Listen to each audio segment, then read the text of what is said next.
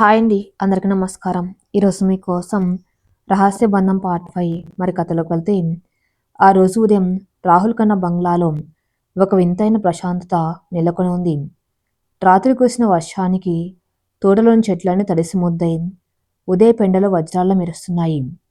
కిటికీలోంచి వస్తున్న చల్లని గాలికి పరదాలు రెపరెపలాడుతూ ఉంటే ఆ గదిలో ఓ కొత్త జీవితం చిగురిస్తున్న భావన కలుగుతుంది. రాహుల్ అద్దం ముందు నిలబడి షేవింగ్ చేసుకున్నాడు. అతని ముఖంలో ఇన్నాళ్ళు ఉన్న ఆందోళన, అపరాధ భావం ఇప్పుడు కొంచెం తగ్గుముఖం పట్టాయి. దానికి బదులుగా ఒక బాధ, ఒక కొత్త ఆశ కనిపిస్తున్నాయి. పల్లవి పట్ల తను చేసిన తప్పులను సరిదిద్దుకోవాలని తపన అతని ప్రతి పనిలోనూ కనిపిస్తుంది. పల్లవి స్నానం చేసి తడి జుట్టుతో గదిలోకి వచ్చింది.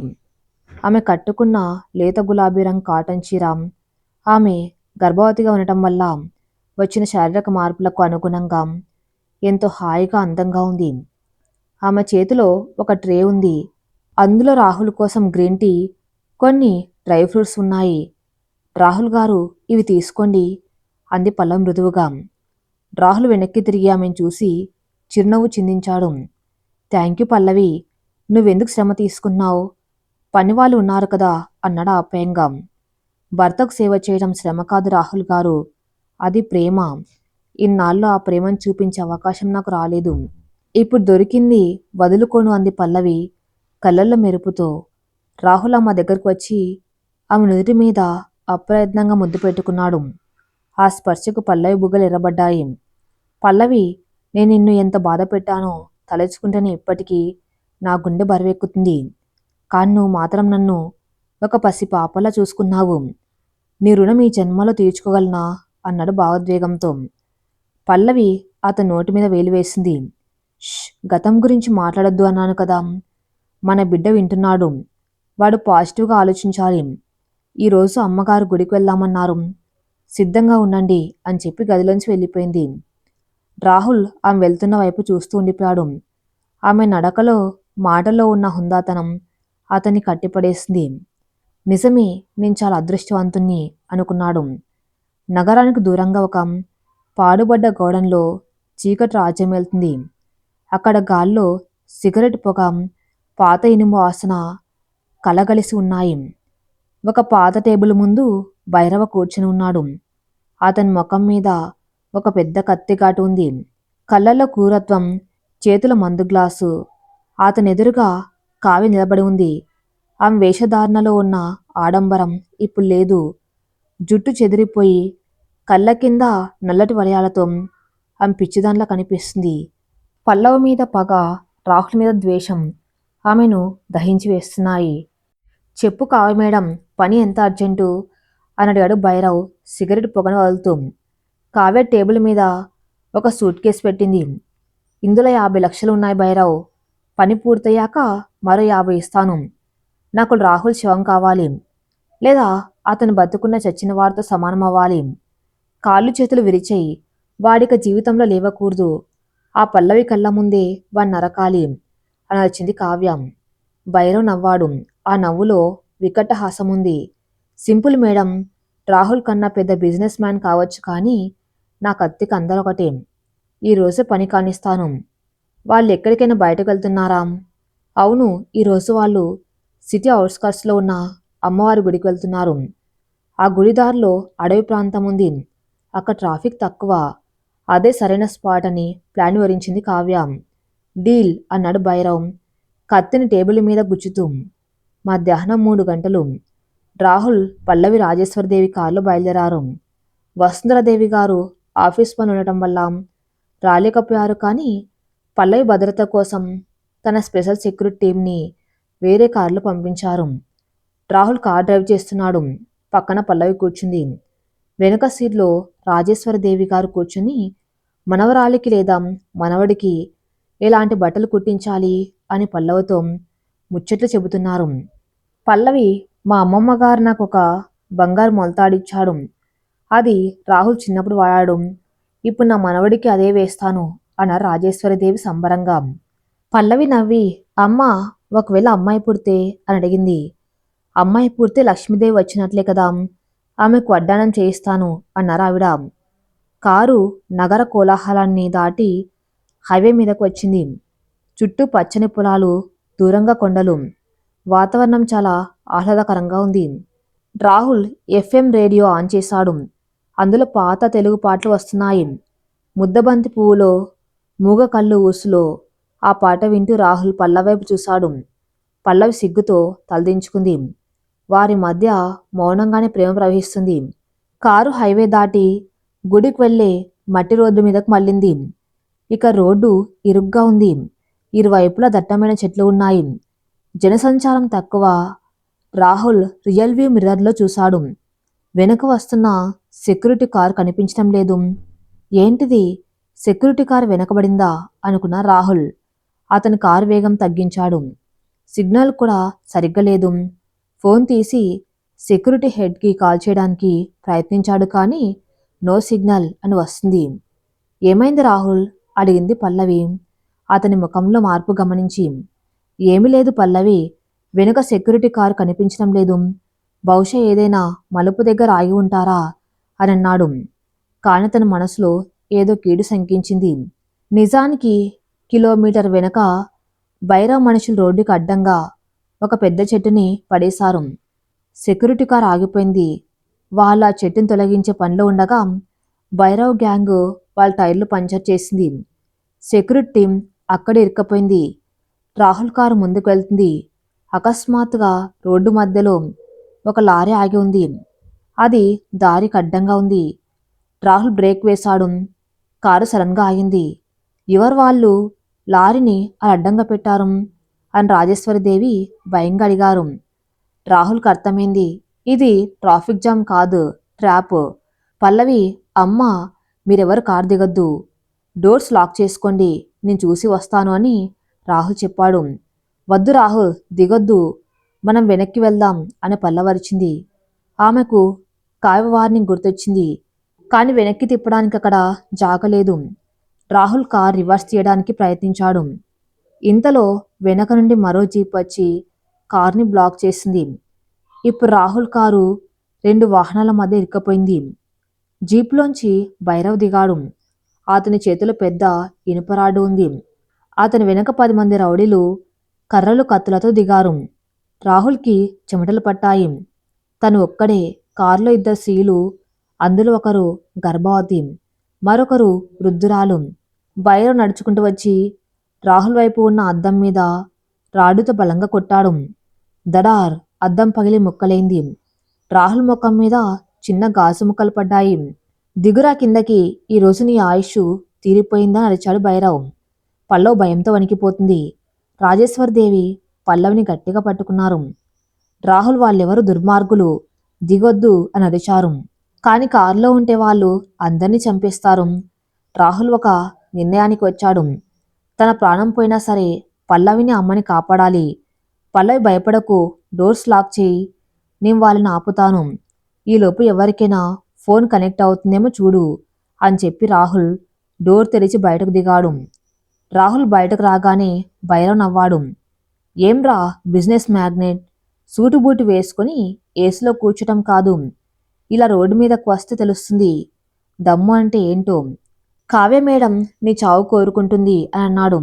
కావ్య, రాహుల్ పళ్ళునూరాడు. ఆడదాని కొంగుచాటున దాక్కుని వచ్చిన మగాడివి నువ్వు, దమ్ముంటే ఒక్కడివేరా అని సవాలు విసిరాడు. భైరవ్కి కోపం వచ్చింది. కొట్టండ్రా అని సైగ చేశాడు. 4 రౌడీలు రాహుల్ మీదకు దూకారు. రాహుల్కి ఇంకా కుడిచేయి పూర్తిగా తగ్గలేదు. కానీ ఆపదలో మనిషికి 10 ఏనుగుల బలం వస్తుందంటారు. రాహుల్ కుడి చేతిలోని కర్ర లాక్కొని మిగతా వాళ్ళని కొట్టడం మొదలుపెట్టాడు. పల్లవి కారులోంచి దృశ్యాన్ని చూస్తూ ఏడుస్తుంది. రాహుల్, రాహుల్, అయ్యో దేవుడా కాపాడు అని అరుస్తుంది. ఆమె ఫోన్లో సిగ్నల్ రావటం లేదు. రాహుల్ విరోచితంగా పోరాడుతున్నాడు. ఇద్దరిని కింద పడేశాడు. కాని భైరవ్ వెనక నుండి వచ్చి రాహుల్ గాయపడిన భుజం మీద రాడుతో బలంగా కొట్టాడు. అమ్మా అని రాహుల్ కింద పడ్డాడు. ఆ దెబ్బకు రాహుల్ కళ్ళ ముందు చీకట్లు కమ్మాయి. భైరవ్ కాల్తో రాహుల్ ఛాతి మీద తన్నాడు. రాహుల్ వెల్లకిలా పడ్డాడు. రక్తం నోట్లోంచి వస్తుంది. లేరా, ఇంకా లే, నీ భార్య ముందే నిన్ను నరుకుతాను అని భైరవ్ కత్తిని పైకెత్తాడు. కారులో ఉన్న పల్లవికి రాహుల్ పరిస్థితి చూడగానే ప్రాణం పోయినంత పనైంది. ఇక లాభం లేదు. తను బయటకు వెళ్ళాలి. పల్లవి వద్దు అని రాజేశ్వరిదేవి ఆపుతున్నా వినకుండా పల్లవి డోర్ తీసి బయటకు దిగింది. ఆగండి అని గట్టిగా అరిచింది. ఆ అరుపులో ఉన్న తీవ్రతకు భైరవ్ ఒక్క క్షణం ఆగిపోయాడు. పల్లవి పరిగెత్తుకుంటూ వచ్చి రాహుల్ మీద పడింది. చంపండి, నన్ను చంపాక ఆయన్ని చంపాలి. పిరికి పందల్లా 10 మంది ఒక్కడి మీద పడతారా అని భైరవ్ని చూసి గర్జించింది. భైరవ్ పల్లవిని చూసి నవ్వాడు. ఓహో, పతివ్రత వచ్చావా? నువ్వు కూడా అడ్డు తప్పుకోకపోతే నీ కడుపులో ఉన్న పిండం కూడా ముక్కలవుతుంది అని బెదిరించాడు. పల్లవ్ భయపడలేదు. ఆమె కళ్ళల్లో మాతృత్వం తాలూకు రౌద్రం ఉంది. కింద పడి ఉన్న రాహుల్ పల్లవ్ వెళ్ళిపో ప్లీజ్ అని మూలుగుతున్నాడు. నేను వెళ్ళను రాహుల్, మనం బతికితే కలిసి బతుకుతాం, చస్తే కలిచేస్తాం అంది పల్లవి. భైరవికి విసుగొచ్చింది. అయితే ఇద్దరు చావండి అని కత్తిని కిందికి దించాడు. సరిగ్గా ఆ కత్తి పల్లవి మెడకు అంగుళం దూరంలో ఉండగా టావ్ అని తుపాకీ శబ్దం అడవిలో ప్రధ్వనించింది. భైరవ్ చేతిలోని కత్తి ఎగిరి కింద పడింది. అతని చేతి మణికట్ నుండి రక్తం కారుతుంది. అమ్మో అని అరిచాడు భైరవ్. అందరూ ఆశ్చర్యంగా శబ్దం వచ్చిన వైపు చూశారు. అక్కడ ఒక పోలీస్ జీపు, దాని వెనక వసుంధరాదేవి గారు, సెక్యూరిటీ టీం వచ్చారు. జీప్లోంచి ఒక పోలీస్ ఆఫీసర్ దిగాడు. అతను మరెవరో కాదు, సిటీ ఏసీపీ అజయ్ కుమార్, వసుంధరాదేవి గారికి అత్యంత నమ్మకస్తులైన ఆఫీసర్. అందరి చేతులు పైకెత్తండి, ఎవరైనా కదిలితే కాల్చేస్తాను అని అజయ్ వార్నింగ్ ఇచ్చాడు. సెక్యూరిటీ టీం వాళ్ళు కార్ల టైర్లు మార్చుకొని పోలీసులకు సమాచారం ఇచ్చి సరైన సమయానికి అక్కడికి చేరుకున్నారు. భైరవ్ అతని గ్యాంగ్ పారిపోవడానికి ప్రయత్నించారు. కానీ పోలీసులు వాళ్ళని చుట్టుముట్టారు. లాఠీలతో చితకబాదారు. భైరవ్ని అరెస్ట్ చేశారు. పోలీసులు భైరవ్ని తీసుకెళ్లాక అజయ్ పల్లవి దగ్గరకు వచ్చాడు. పల్లవి రాహుల్ తలని తన ఒళ్ళో పెట్టుకుని ఏడుస్తుంది. రాహుల్కి స్పృహ తప్పింది. పల్లవి గారు వెంటనే హాస్పిటల్కి తీసుకెళ్ళాలి, అంబులెన్స్ వస్తుంది అన్నాడు అజయ్. రాహుల్ని మళ్ళీ హాస్పిటల్కి తరలించారు. ఈసారి పరిస్థితి విషమంగా ఉంది.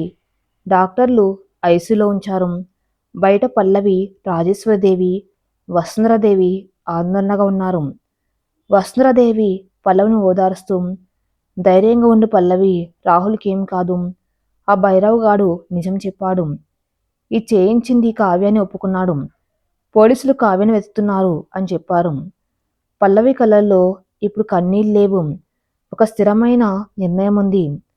అమ్మ, ఆ కావ్యాన్ని పోలీసులు పట్టుకోవడం కాదు, నేనే శిక్షించాలి. నా భర్తను, నా బిడ్డను చంపాలనుకున్న ఆ రాక్షసికి ఇక ఈ సమాజంలో బతికే అర్హత లేదు అంది. రాత్రి పొద్దుపోయాక డాక్టర్ బయటకు వచ్చారు. రాహుల్ గారికి ఇంటర్నల్ బ్లీడింగ్ అయింది, కానీ ఇప్పుడు కంట్రోల్ చేశాం. ప్రాణాపాయం లేదు, కానీ ఆయనకు చాలా రెస్ట్ అవసరం, ముఖ్యంగా మెంటల్ స్ట్రెస్ ఉండకూడదు అని చెప్పారు. పల్లవి ఊపిరి పీల్చుకుంది. ఐసీయూలో ఉన్న రాహుల్ని చూడడానికి వెళ్ళింది. రాహుల్కి స్పృహ వచ్చింది. పల్లవిని చూడగానే అతని కళ్ళల్లో నీళ్లు తిరిగాయి. ఆక్సిజన్ మాస్క్లోంచి ఏదో చెప్పడానికి ప్రయత్నించాడు. పల్లవి దగ్గరకు వెళ్ళి మాస్క్ తీసింది. పల్లవి, నువ్వెందుకు అడ్డు వచ్చావు? నీకేమైనా అయ్యుంటే అని అడిగారు రాహుల్ దీనంగా. నాకేమీ కాదు రాహుల్, నేను సావిత్రిని. నా సత్యవంతుణ్ణి యముడి దగ్గర నుండి అయినా తెచ్చుకుంటాను. మీరు నా కోసం ప్రాణం పెట్టారు, నేను మీకోసం ప్రాణం ఇవ్వలేనా అంది పల్లవి అతని నుదుటి మీద ముద్దు పెడుతూ. ఆ క్షణంలో వారి బంధం మరింత బలపడింది. అదిక ఏ శక్తి విడదీయలేని బంధం. ఇదిలా ఉండగా భైరవ్ అరెస్ట్ అయ్యాడని తెలియగానే కావ్య భయంతో వణికిపోయింది. తన అకౌంట్స్ ఫ్రీజ్ అయ్యాయి. పోలీసులు తమ ఇంటికి వస్తున్నారని తెలిసి వెనుక డోర్ నుండి పారిపోయింది. ఆమె ఇప్పుడు ఒక నేరస్తురాలు. చేతిలో డబ్బు లేదు, ఉండడానికి ఇల్లు లేదు. ఒకప్పుడు రాణిలో బతికిన కావ్య ఇప్పుడు రోడ్న పడింది. కానీ ఆమె పగ చల్లారలేదు. పల్లవి, నువ్వు గెలిచావనుకున్నావేమో, కానీ కావ్య ఆట ఇంకా అయిపోలేదు. నేను అజ్ఞాతంలోకి వెళ్తాను, కానీ తిరిగి వస్తాను నీ పతనాన్ని చూడ్డానికి అని చీకట్లో కలిసిపోయింది. కాలం గిర్రున తిరిగింది. 6 నెలలు గడిచాయి. రాహుల్ పూర్తిగా కోలుకున్నాడు. ఆఫీసు బాధ్యతలు మళ్ళీ తీసుకున్నాడు. కానీ ఇప్పుడు అతను ఒంటరిగా నిర్ణయాలు తీసుకోడు. ప్రతిదీ పల్లవితో చర్చించి చేస్తాడు. పల్లవి ఇప్పుడు 9వ నెల గర్భవతి. ఆనంద నిలయంలో సీమంతం వేడుకలకు ఏర్పాట్లు జరుగుతూ ఉన్నాయి. ఇల్లంతా పండగ వాతావరణం. వసుంధరాదేవి, రాజేశ్వరిదేవి కలిసి ఏర్పాట్లు చేస్తున్నారు. కానీ ఎవరికీ తెలియని విషయం ఏమిటంటే కావ్య మారువేషంలో ఆ ఫంక్షన్కి క్యాటరింగ్ చేసే టీంలో ఒక పని మనిషిలా చేరింది. ఆమె చేతిలో ఒక చిన్న సీసా ఉంది. ఈసారి ఆమె టార్గెట్ రాహుల్ కాదు, పుట్టబోయే బిడ్డ. ఆనంద నిలయం ఈరోజు నిజంగానే ఆనందానికి చిరునామాలా మారింది. ఇంటి ముఖద్వారం మొత్తం మామిడి తోరణాలు, బంతిపూల దండలతో అలంకరించబడి ఉంది. సన్నాయి మేళం వాయిద్యాలు గాల్లో తేలియాడుతూ ఉంటే ఆ సంగీతం వింటున్న ప్రతి ఒక్కరి మనసులో ఒక తెలియని హాయి కలుగుతుంది. ఈరోజు పల్లవి సీమంతం. నిండు గర్భిణి అయిన పల్లవిని చూస్తుంటే సాక్షాత్తు గర్భగుడిలో ఉన్న అమ్మవారే నడిచి వస్తున్నట్టుగా ఉంది. ఆమె కట్టుకున్న ముదురు ఆకుపచ్చని రంగు కంచిపట్టు చీర, దానికి జతగా మెరూన్ రంగు రవిక, ఒంటి నిండా బంగారు ఆభరణాలు, తల్లిండా మల్లెపూలు, ఆ అలంకరణ ఆమెలోని మాతృత్వపు కలను ద్విగుణీకృతం చేసింది.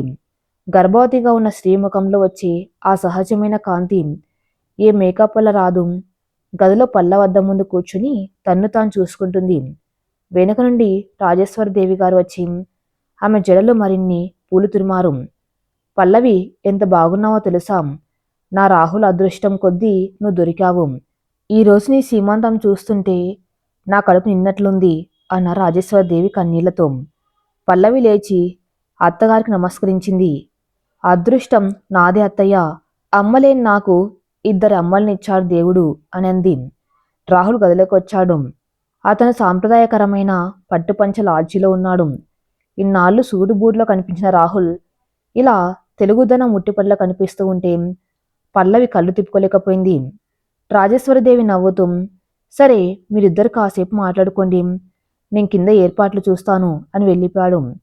రాహుల్ పల్లవి దగ్గరకు వచ్చి ఆమె చేతిని తన చేతుల్లోకి తీసుకున్నాడు. పల్లవి, నువ్వు చాలా అందంగా ఉన్నావు. కానీ నీ అందం కన్నా నీ ఓర్పు, నీ క్షమించే గుణం నిన్ను మరింత అందంగా చేస్తున్నాయన్నాడు. అతను తన జేబులోంచి ఒక చిన్న వెల్వెట్ బాక్స్ తీశాడు. అందులో 2 వజ్రపు గాజులు ఉన్నాయి. ఇవి నా తరపున కానుక. ఇన్నాళ్ళు నీ చేతులకు కన్నీళ్లు తుడవటమే పనిగా పెట్టాను. ఇకపై ఈ గాజుల గలగలలు మాత్రమే వినిపించాలి అని స్వయంగా ఆమె చేతులకు వేశాడు. పల్లవ ఆనందంతో కన్నీళ్లు పెట్టుకుంది. రాహుల్ గారు, నాకు నగలు వద్దు, మీ నవ్వు చాలు అంది. రాహుల్ ఆమె కన్నీళ్లను తుడిచి, ఈరోజు ఏడవకూడదు. మన బిడ్డ ఈరోజే బయటకు రావడానికి సిద్ధంగా ఉన్నాడు. డాక్టర్ డేట్ దగ్గర పడిందన్నారు కదా అని నవ్వుతూ. కింద హాల్లో అతిథులు రావడం మొదలైంది. వసుంధరాదేవి గారు అందరినీ సాధారణంగా ఆహ్వానిస్తున్నారు. క్యాటరింగ్ వాళ్ళు రకరకాల పిండి వంటలు, స్వీట్లు సర్వే చేస్తున్నారు. ఆ క్యాటరింగ్ టీంలో ఒక పని మనిషి ముఖానికి మాస్క్, తలకు క్యాప్ పెట్టుకుని ఉంది. మరెవరో కాదు, కావ్య. పోలీసుల కళ్ళుగప్పు మారువేషంలో ఇక్కడికి చేరింది. ఆమె కళ్ళల్లో పగ రగిలిపోతుంది.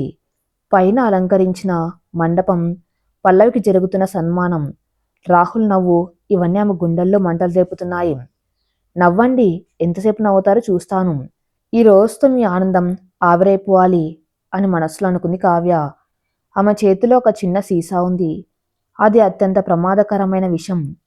అది గర్భస్రావం కలిగించడమే కాకుండా తల్లి ప్రాణాన్ని కూడా తీయగలదు. ఈరోజు పల్లవికిచ్చే కేసరి పాలలో ఇది కలుపుతాను. రాహుల్ చేతుల మీదుగానే ఆమెకి ఇప్పిస్తాను. అప్పుడు రాహుల్ జీవితాంతం తన భార్యను తనే చంపాను అనే అపరాధ భావంతో చస్తాడు అని ఒక పైశాచికమైన ప్లాన్ వేసింది కావ్య. ముహూర్తం సమయమైంది. పల్లవిని తీసుకువచ్చి మండపంలో కూర్చోబెట్టారు. వేద మంత్రాల ఘోష, మంగళ వాయిద్యాల నడుమ కార్యక్రమం మొదలైంది. మొదట వసుంధరాదేవి గారు, తర్వాత రాజేశ్వరి దేవి గారు పల్లవి గంధం రాసి కుంకుమ పెట్టి గాజులు తొడిగారు. వచ్చిన ముత్తైదులందరూ పల్లవిని ఆశీర్వదించారు. పల్లవుల్లో పండ్లు, తాంబూలం, స్వీట్లు నింపారు. రాహుల్ పక్కన నిలబడి అన్నీ గమనిస్తున్నాడు. అతని కళ్ళల్లో తృప్తి కనిపిస్తుంది. కావ్య ఒక స్తంభం చాటున నిలబడి ఇదంతా చూస్తుంది. ఆమె చేతిలో వెండి గ్లాసు ఉంది. అందులో కేసరి పాలు ఉన్నాయి. ఎవరికి కనిపించకుండా తన దగ్గరున్న విషాన్ని అందులో కలిపింది. పాలు కొంచెం రంగు మారాయి కానీ కేసరి రంగు వల్ల అదెవరికి అనుమానం రాదు. ఇప్పుడు వెళ్ళాలనుకుంది కావ్య. హారతి ఇచ్చే సమయం వచ్చింది. పురోహితుడు గారు గర్భిణికి తీర్థం ఇవ్వండి, తర్వాత ప్రసాదం తినిపించండి అని చెప్పారు. రాహుల్ ముందుకు వచ్చాడు. సరిగ్గా అప్పుడే కావ్య క్యాటరింగ్ డ్రెస్లో చేతిలో పళ్ళెం పట్టుకుని వచ్చింది. ఆ పళ్ళెంలో విషం కలిపిన పాల గ్లాస్ ఉంది. ఆమె నేరుగా రాహుల్ దగ్గరకు వెళ్ళింది. సార్, ఇది అమ్మగారికి ఇవ్వండి అని గొంతు మార్చి చెప్పింది. రాహుల్ ఆ గ్లాస్ తీసుకున్నాడు. కావ్య ముఖానికి మాస్క్ ఉండటం వల్ల అతనికి ఆ ముఖం కనిపించలేదు. కానీ ఆ కళ్ళు రాహుల్కి ఎక్కడ చూసినట్లు అనిపించాయి. ఆ కళ్ళల్లో ఉన్న తీక్షణత, ఆ చూపులో ఉన్న ఒక రకమైన పరిచయం అతన్ని ఉలిక్కి పడేలా చేసింది. కావ్య వెంటనే తలదించుకుని వెనక్కి తగ్గింది. రాహుల్కి అనుమానం వచ్చింది కానీ పక్కన పురోహితుడు గారు, బాబుగారు ఆలస్యం చేయకండి, ముహూర్తం దాటిపోతుంది అని తొందర పెట్టారు. రాహుల్ ఆ గ్లాస్ పట్టుకుని పల్లవి దగ్గరికి వెళ్ళాడు. తీసుకో పల్లవని ఆమె నోటికి అందించబోయాడు. పల్లవి నవ్వుతూ నోరు తెరిచింది. ఆ క్షణం కావ్య గుండె వేగంగా కొట్టుకుంటుంది. తాగు, తాగు, నీ కథ ముగిసిపోవాలి అని ఆమె లోపల అరుస్తుంది. గ్లాసు పల్లవి పెదాలకు తాగబోతూ ఉండగా అకస్మాత్తుగా పల్లవి ముఖం విలవిల్లాడింది. ఆమె కడుపులో విపరీతమైన నొప్పి ఒక్కసారిగా వచ్చింది. అది మామూలు నొప్పి కాదు, ప్రసవ వేదన. అమ్మా అని గట్టిగా అరిచింది పల్లవి. ఆ అరుపుకి రాహుల్ చేతిలోని గ్లాస్ జారి కింద పడింది. టాప్! వెండి గ్లాస్ కింద పడి పాలు నీలపాలయ్యాయి. ఆ పాలరాతి నేల మీద పడగానే నురగలు కక్కటం మొదలుపెట్టాయి. అది చూసిన వసుంధరాదేవి గారు గమనించారు. పాలు నురగలు వస్తున్నాయేంటి అని ఆశ్చర్యపోయారు. అయితే పల్లవి పరిస్థితి చూసి అందరూ ఆందోళనలో పడ్డారు. నొప్పి, రాహుల్ నొప్పి అని పల్లవి రాహుల్ చేతిని గట్టిగా పట్టుకుని విలవిల్లాడిపోతుంది. డాక్టర్ కార్తీ అండి, హాస్పిటల్కి వెళ్ళాలి అని అరిచారు రాహుల్. అందరూ హడావిడిగా పల్లవిని పట్టుకుని బయటకు నడిచారు. ఈ గందరగోళంలో కావ్య కన్ను తప్పించుకోవడానికి ప్రయత్నించింది. కానీ శారద కింద పడిన పాలు నురగను, కావ్య కళ్ళల్లో ఉన్న భయాన్ని గమనించింది. ఆగండి, ఆ పని మనిషిని ఆపండి అని అరిచింది శారద. శారద అరుపుకి సెక్యూరిటీ గార్డ్స్ అప్రమత్తమయ్యారు. కావ్య భయంతో వెనక్కి తిరిగి పరిగెత్తింది. ఆమె వెనక ద్వారం గుండా తోటలోకి దూకింది. పట్టుకోండి, ఆమె కావ్య అని శారద అరిచింది. అందరికీ షాకు. కావ్య ఇక్కడికి వచ్చిందా? సెక్యూరిటీ గార్డ్స్ ఆమె వెనకాల పడ్డారు. కానీ కావ్యకి ఆ ఇంటి పరిసరాలు బాగా తెలుసు. ఆమె గోడ దూకి బయట రెడీగా ఉంచిన ఒక బైక్ ఎక్కి పారిపోయింది. రాహుల్కి కోపం వచ్చింది కానీ ఇప్పుడు పల్లవి పరిస్థితి ముఖ్యం. వాళ్ళని వదిలేయండి, ముందు హాస్పిటల్ అని అరిచాడు. పల్లవిని ఆసుపత్రికి తరలించారు. ఆమెకు నొప్పులు తీవ్రమయ్యాయి. డాక్టర్లు వెంటనే లేబర్ రూమ్కి తీసుకెళ్లారు. బయట రాహుల్, రాజేశ్వరిదేవి, వసుంధరాదేవి టెన్షన్గా ఉన్నారు. కావ్య మళ్ళీ తప్పించుకుంది. ఆ పాలు కింద పడకపోతే నా పల్లవి ప్రాణం అని తలుచుకుంటేనే రాహుల్కి వెన్నులో వణుక పుట్టింది. వసుంధరాదేవి గారు రాహుల్ భుజం తట్టారు. రాహుల్, దేవుడు గొప్పవాడు. పల్లవిని, బిడ్డను ఆయనే కాపాడాడు. ఆ ప్రసవ వేదనే ఆమెకు రక్షగా మారింది. ఇప్పుడు మనం కావ్య గురించి ఆలోచించొద్దు, ముందు బిడ్డ క్షేమంగా పుట్టాలి అని అన్నారు. గంటలు గడుస్తున్నాయి. లోపల పల్లవి అరుపులు వినిపిస్తున్నాయి. రాహుల్కి పిచ్చి పడినట్లుంది. అటు ఇటు తిరుగుతున్నాడు. డాక్టర్ బయటకు వచ్చాడు. రాహుల్ గారు, ఉమ్మునీరు ముందే పోయింది. బిడ్డ పొజిషన్ కొంచెం కష్టంగా ఉంది. నార్మల్ డెలివరీ కష్టం అవ్వచ్చు, సిజరిన్ చేయవలసి రావచ్చన్నారు. ఏదైనా చేయండి డాక్టర్, నాకు నా భార్య బిడ్డ ఇద్దరు కావాలి అన్నారు రాహుల్ వేడుకోలుగా. పల్లవి లోపల నొప్పితో మెలికలు తిరుగుతున్నాం. డాక్టర్తో నార్మల్ చేయండి డాక్టర్, నేను భరిస్తాను అని మొండికేస్తుంది. ఆమెకు తెలుసు నార్మల్ డెలివరీ అయితే త్వరగా కోలుకోవచ్చు, బిడ్డను త్వరగా చూసుకోవచ్చు అని. డాక్టర్లు ప్రయత్నిస్తున్నారు. పల్లవి తన సర్వశక్తులు ఒడ్డి పోరాడుతుంది. ఆమెకు బయట రాహుల్ ఉన్నాడు అనే ధైర్యం కడుపులో ఉన్న బిడ్డను చూడాలనే తపన బలాన్నిస్తున్నాయి. మరో అరగంట తర్వాత ఆసుపత్రి కారిడార్లో ఒక పసిబిడ్డ ఏడుపు వినిపించింది. కెవ్వు కెవ్వు. ఆ శబ్దం రాహుల్ చెవుల్లో అమృతధారలా కురిసింది. రాజేశ్వరిదేవి, వసుంధరదేవి ముఖాలు వెలిగిపోయాయి. డాక్టర్ నవ్వుతూ బయటకొచ్చారు. కంగ్రాట్స్ రాహుల్ గారు, అబ్బాయి పుట్టాడు. తల్లి బిడ్డ ఇద్దరు క్షేమం. రాహుల్ ఆనందంతో డాక్టర్ చేతులు పట్టుకుని ఊపేశాడు. అబ్బాయా, నా పల్లవి బాగుందా? చాలా బాగుంది. చాలా ధైర్యవంతురాలు మీ ఆవిడ. కాసేపట్లో రూమ్కి షిఫ్ట్ చేస్తామన్నా డాక్టర్. పల్లవిని రూమ్కి షిఫ్ట్ చేశారు. ఆమె పక్కన చిన్న ఉయ్యల్లో బాబు పడుకునున్నాడు. రాహుల్ మెల్లగా లోపలికి వెళ్ళాడు. పల్లవి నీరసంగా ఉన్న ఆ ముఖంలో ఒక దివ్యమైన కళ ఉంది. రాహుల్ని చూడగానే నవ్వింది. రాహుల్ ఉయ్యల దగ్గరికి వెళ్ళాడు. ఆ చిట్టి పాదాలు, మూసుకున్న కళ్ళు, గులాబీ రంగులో ఉన్న ఆ చిన్నారిని చూడగానే రాహుల్కి కన్నీళ్లు ఆగలేదు. తన రక్తం, తన ప్రతిరూపం. అతని బిడ్డని మెల్లగా చేతిలోకి తీసుకున్నాడు. ఆ స్పర్శ అతనికి కొత్త జన్మనిచ్చినట్లు అనిపించింది. పల్లవి, వీడు నాలాగే ఉన్నాడు అన్నారు రాహుల్ గద్గద స్వరంతో. కాదు రాహుల్ గారు, వాడి ముక్కు మీలా ఉంది కానీ కళ్ళు నాలాగే ఉంటాయి చూడండి అంది పల్లవి మురిపంగా. రాహుల్ బిడ్డ నుదుటి మీద ముద్దు పెట్టి పల్లవి దగ్గరకు వచ్చి ఆమె నుదుటి మీద ముద్దు పెట్టాడు. థ్యాంక్యూ పల్లవి, నన్ను తండ్రిని చేశావు. నాకు పరిపూర్ణతనిచ్చావు. అక్కడ ఆ గదిలో ఆనందం వెల్లివిరిసింది. రాజేశ్వరిదేవి, వసుంధరాదేవి వచ్చి బాబుని ఆశీర్వదించారు. అందరూ ఆనందంతో ఉండగా సిటీ శివర్లలో ఒక దాబాలో కావ్య కూర్చుని ఉంది. టీవీలో బ్రేకింగ్ న్యూస్ వస్తుంది. వ్యాపారవేత్త రాహుల్ కన్నా భార్య పల్లవికి పండంటి మగబిడ్డ జననం. ఆనందోత్సవాల్లో కుటుంబ సభ్యులు. కావ్య ఆ వార్త చూడగానే చేతిలో ఉన్న గ్లాస్ని నేలకేసి కొట్టింది. అబ్బాయా, వారసుడు పుట్టాడా? నా ప్లాన్ ఫెయిల్ అయిందా? లేదు లేదు, పల్లవి బతికింది, బిడ్డ బతికాడు. కానీ రాహుల్, నిన్ను వదలను. నీ ఆనందం ఎంతసేపు ఉండదు. ఇప్పుడు నా టార్గెట్ బిడ్డ కాదు, నువ్వు. నీ బిజినెస్ సామ్రాజ్యాన్ని కూల్చేస్తాను. నిన్ను రోడ్డు మీద నిలబెడతాను అని కొత్త ప్లాన్ వేసింది. ఆమె జోబులోంచి ఒక ఫోన్ తీసింది. అందులో ఒక నెంబర్ డయల్ చేసింది. హలో, ఇంటర్నేషనల్ మాఫియా డన్ డేవిడ్ని కలవాలి. ఒక డీల్ మాట్లాడాలి అంది కావ్య. ఆనంద నిలయం ఈరోజు ఒక ఇంద్రభవనంలో వెలిగిపోతుంది. 21 రోజుల పసికందను ఉయ్యల వేసే వేడుక కావటంతో ఇంటి నలుమూలల సందడి నెలకొంది. వసుంధరాదేవి గారు అభిరుచికి, రాజేశ్వరిదేవి గారి సంప్రదాయానికి ప్రతీకగా ఆ వేడుక ఏర్పాట్లు జరిగాయి. హాలు మధ్యలో వెండి ఉయ్యల ఏర్పాటు చేశారు. దాన్ని మల్లెపూల జాజిపూలతో అలంకరించారు. పట్టుచీరలతో చేసిన చిన్న చిన్న బొమ్మలు ఉయ్యలకి వేలాడుతూ గాలికి మెల్లగా కలుతూ ఉన్నాయి.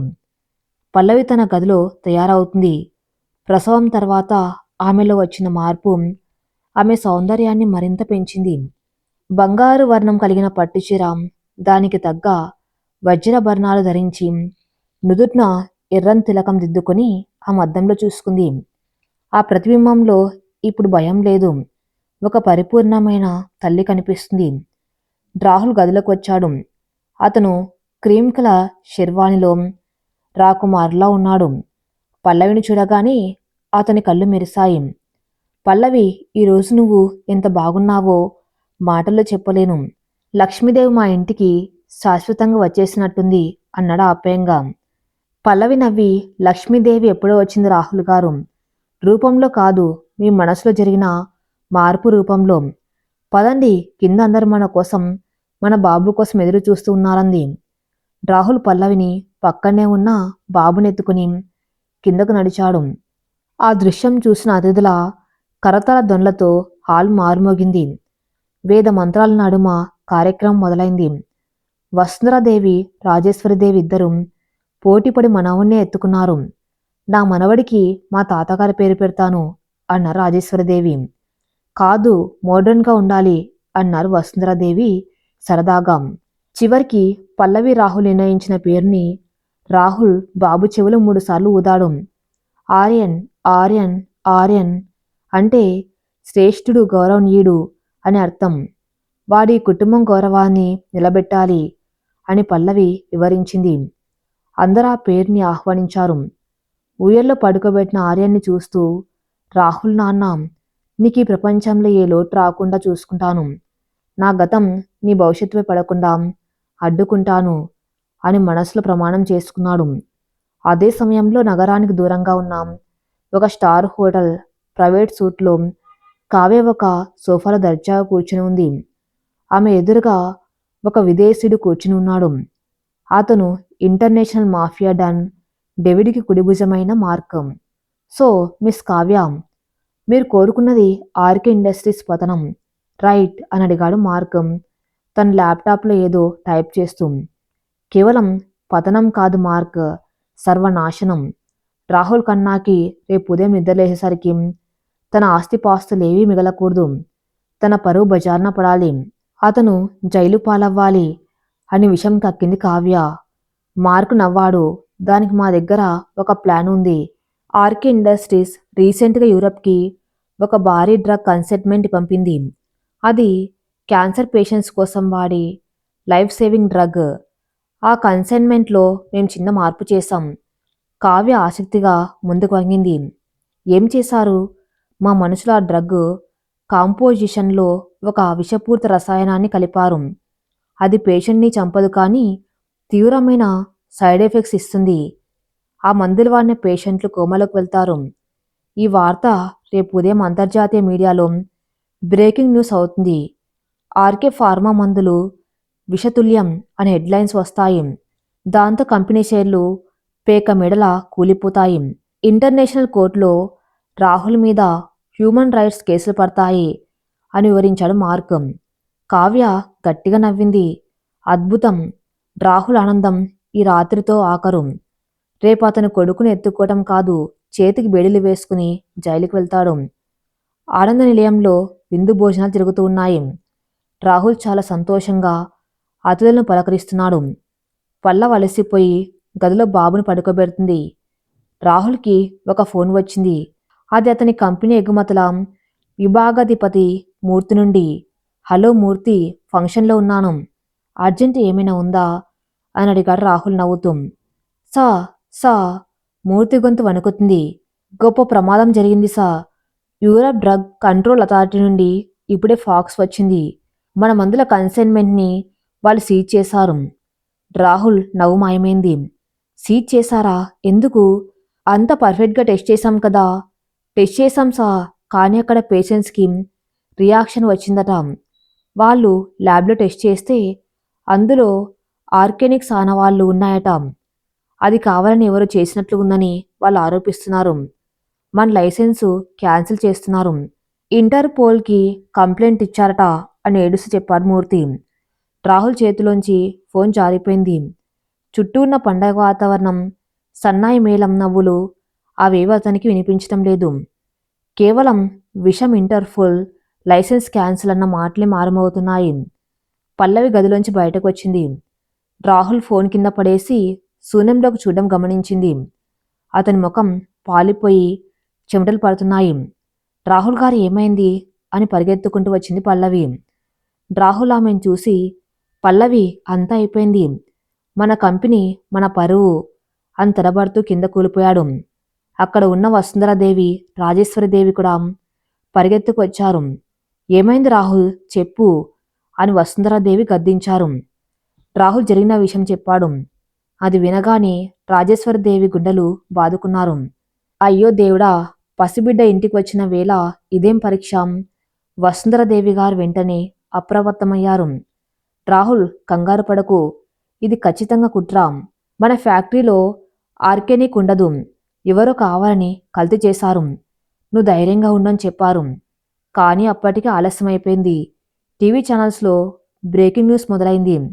విషం చిమ్మిన ఆర్కే ఫార్మా మందులు. యూరప్లో 6 కోమాలోకి. రాహుల్ ఖన్నా అరెస్ట్కి రంగం సిద్ధం. అతిథులందరూ గుసగుసలాడుకుంటూ వెళ్ళిపోవటం మొదలుపెట్టారు. ఇందాక రాహుల్ని పొగిన నోళ్లే ఇప్పుడు డబ్బు కోసం మనుషుల ప్రాణాలు తీస్తారా? ఎంత నీచం అని తిడుతున్నాయి. రాహుల్ ఆ అవమానాన్ని తట్టుకోలేకపోయాడు. నేను తప్పు చేయలేదు. నేనెవ్వర్నీ చంపాలనుకోలేదు అని ఏడుస్తూ తల పట్టుకున్నాడు. పల్లవి తన కొడుకు ఆరణ్ని రాజేశ్వరిదేవి చేతిలో పెట్టింది. ఆమె కళ్ళల్లో నీళ్లేవు. ఒక అగ్నిపర్వతం బద్దలవడానికి సిద్ధంగా ఉన్నట్లుంది. ఆమె రాహుల్ దగ్గరికి వెళ్ళి అతని భుజం పట్టుకొని లేపింది. లేవండి రాహుల్ గారు, ఏడవటానికి ఈ సమయం కాదు. మీరు నిజాయితీ పరులు అని నాకు తెలుసు. ఈ కుటుంబానికి తెలుసు. కానీ లోకానికి తెలియదు. అది తెలియజేయవలసిన బాధ్యత మనదే. తప్పు చేయని వాడు తలదించుకోకూడదు అని గట్టిగా చెప్పింది. కానీ పల్లవి, ఇంటర్పోల్ కేసు నా లైసెన్స్ పోయింది. రేపు ఉదయం అరెస్ట్ చేస్తారు అన్నారు రాహుల్ నిస్సహాయంగా. పల్లవి వసుంధరదేవి వైపు చూసింది. అమ్మా, మనం లీగల్ టీంని పిలవాలి. అలాగే మన ఫ్యాక్టరీలోని సీసీటీవీ ఫుటేజ్ని చెక్ చేయాలి. ఆ కన్సైన్మెంట్ ప్యాక్ చేసినప్పుడు ఎవరున్నారు, ఎవరు ఆ కంటైనర్స్ దగ్గరకు వెళ్లారు అనేది తెలియాలి అంది. వసుంధరదేవి గారు గర్వంగా చూశారు. సరైన ఆలోచన పల్లవి. రాహుల్ కుప్పగొలిపాడు. కానీ నువ్వు నిలబడ్డావు. పద ఆఫీస్కి వెళ్దామన్నారు. వద్దమ్మా, ఆఫీస్కి వెళ్తే మీడియా వాళ్ళు చుట్టుముడతారు. మనం ఇక్కడి నుండి ఆపరేట్ చేద్దాం. రాహుల్ గారు, మీరు ధైర్యం తెచ్చుకోండి. ఆరణ్ని ఎత్తుకోండి. వాడి కళ్ళల్లో చూడండి. వాడి తండ్రి దొంగ కాదు అని నిరూపించవలసిన బాధ్యత మీ మీద ఉంది అని పల్లవి రాహుల్కి బాబునిచ్చింది. బాబు పసిముఖం చూడగానే రాహుల్కి ఎక్కలేని బలం వచ్చింది. అవును పల్లవి, నా కొడుకు కోసం నేను పోరాడాలి. ఇది కావ్య పని అయి ఉంటుంది అన్నాడు పల్నూరుతో. హోటల్ రూంలో కావ్య టీవీ చూస్తూ వైన్ తాగుతుంది. చూసావా రాహుల్, ఇది కేవలం ఆరంభం మాత్రమే. నీ షేర్లు పడిపోతున్నాయి. నీ ఇన్వెస్టర్లు ఫోన్లు చేస్తున్నారు. రేపు ఉదయం నీ ఇంటి ముందు పోలీసులు ఉంటారు. అప్పుడు వస్తాను నేను నీ సామ్రాజ్యాన్ని కొనుగోలు చేయడానికి అని వికటహాసం చేసింది. మార్క్ ఫోన్ మాట్లాడి, కావ్య పని సక్సెస్, కానీ చిన్న సమస్య. వసుంధరాదేవి ఇన్వాల్వ్ అయింది. ఆవిడ ఇంటర్నేషనల్ లాయర్స్ని హైర్ చేస్తుంది. మనం జాగ్రత్తగా ఉండాలి అన్నాడు. వసుంధరాదేవి, ఏం చేయలేదు మార్క్. సాక్ష్యాలు చాలా బలంగా ఉన్నాయి. మందుల్లో విషం దొరికింది. ఆ చాలు అంది కావ్య ధీమగా. రాత్రి 1 గంట ఆనంద నిలయంలోని కాన్ఫరెన్స్ హాల్లో Pallavi, Rahul, Vasundhara Devi, legal team, IT team అందరూ ఉన్నారు. ఐటీ హెడ్ ల్యాప్టాప్లో ఫ్యాక్టరీ సీసీటీవీ ఫుటేజ్ని స్కాన్ చేస్తున్నాడు. మేడం, ప్యాకేజింగ్ సెక్షన్లో కెమెరాలు ఆపేశారు. ఆ 10 నిమిషాల ఫుటేజ్ మిస్సింగ్ అన్నాడు ఐటీ హెడ్. అంటే లోపల ఎవరో మన మనిషే ఉన్నాడు. కెమెరాలు ఆపే యాక్సెస్ ఎవరికి ఉంది అని అడిగింది పల్లవి. కేవలం ప్లాంట్ మేనేజర్కి, సెక్యూరిటీ హెడ్కి మాత్రమే ఉంది అన్నారు రాహుల్. ప్లాంట్ మేనేజర్ రఘు చాలా నమ్మకస్తుడు. 20 ఏళ్లుగా పనిచేస్తున్నాడు అన్నారు రాహుల్. నమ్మకం అనేది డబ్బు ముందు ఓడిపోతుంది రాహుల్ గారు. రఘు గారి బ్యాంక్ అకౌంట్స్ చెక్ చేయించండి అని ఆదేశించింది పల్లవి. 10 నిమిషాల తర్వాత ఐటీ హెడ్ అరిచాడు. మేడం, దొరికింది. రఘు భార్య అకౌంట్లో నిన్న 2 కోట్లు డిపాజిట్ అయ్యాయి. అది ఒక సింగపూర్ అకౌంట్ నుండి వచ్చింది. సింగపూర్ అంటే డేవిడ్ గ్యాంగ్ అన్నారు వసుంధరాదేవి. ఇంకేం కావాలి? రఘుని పట్టుకుంటే నిజం కక్కుతాడు అన్నారు రాహుల్ ఆవేశంగా. కానీ అతను ఇప్పుడెక్కడున్నాడు? ఫోన్ స్విచ్ ఆఫ్ వస్తుంది అన్నాడు మూర్తి. అతను పారిపోతున్నాడు. ఎయిర్పోర్ట్కి వెళ్ళాడు. అజయ్కి ఫోన్ చేయండమ్మా అని పల్లవి వసుంధరాదేవికి చెప్పింది. ఏసీపీ అజయ్కి సమాచారం వెళ్ళింది. పోలీసులు ఎయిర్పోర్ట్కి బయలుదేరారు. రఘు దుబాయ్ ఫ్లైట్ ఎక్కడానికి చెక్ఇన్ అవుతున్నాడు. అదే సమయంలో పల్లవికి ఒక అజ్ఞాత వ్యక్తి నుండి ఫోన్ వచ్చింది. హలో పల్లవి గారు, congrats for the baby bye. కానీ పాపం తండ్రి లేకుండా పెరగాలి అన్నది ఆ గొంతు. అది కావ్య. పల్లవి కోపంతో, కావ్య, నీ ఆటలు ఇక సాగవు. రఘు దొరికాడు. నీ పాపం పండింది అంది. కావ్య నవ్వింది. రఘు దొరికినా ఏం చేయలేడు.